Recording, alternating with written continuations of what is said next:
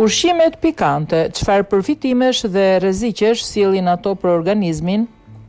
Gjithçka nis me kafshatën e parë, ndërsa pas të dytës shfaqet ndjesia e shpimit. Pak çaste më vonë hunda fillon të rrjedh. Balli mbulohet nga djersa dhe në gojë ndihet djegje.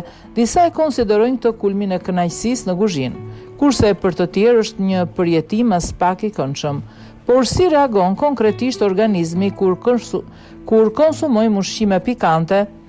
Përgjigjet i sjell portali austriak, ndikimi fiziologjik i ushqimeve pikante. Shija pikante vë në lëvizje një varg reagimesh trupore, enët e gjakut zgjerohen, nxitet qarkullimi i gjakut dhe metabolizmi punon më shpejt. Paralelisht fillon edhe djersitja përmes së cilës organizmi përpiqet të ulë temperaturën dhe të qetësohet.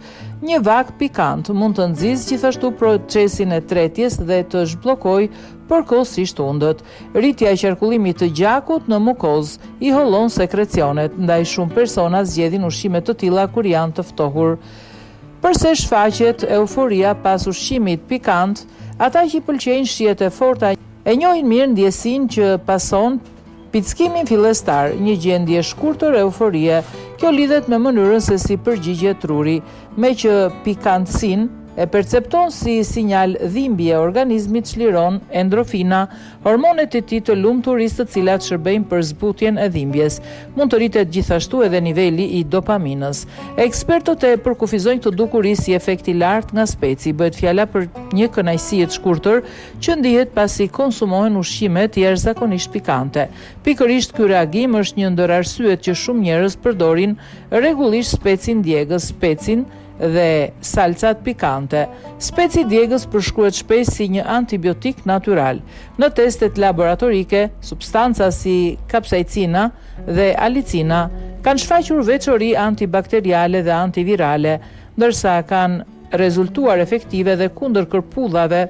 Megjithatë, kjo nuk nënkupton se një vak pikant është në gjendje të eliminojë patogjenët brenda trupit të njeriut. Sasitë që merren nëpërmjet ushqimit janë të pamjaftueshme për të prodhuar një ndikim të tillë.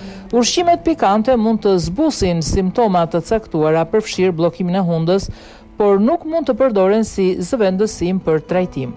Pasojat e konsumimit të tepruar. Erëzat pikante mund të jenë të dobishme kur përdoren me mas, por konsumimi i tepërt mund të dëmtojë organizmin. Sasi të mëdha kapsaicine mund të irritojnë mukozat, të shkaktojnë të përzierra dhe të vjella, si dhe të çojnë në një rritje të rrezikshme të presionit të gjakut. Në situata më serioze mund të shfaqen kriza hipertensionale, të cilat kërkojnë ndërhyrje të menjëhershme mjekësore. Me që fëmijët janë veçanërisht të ndjeshëm produkte tepër pikante, duhet të rinë larg këtyre.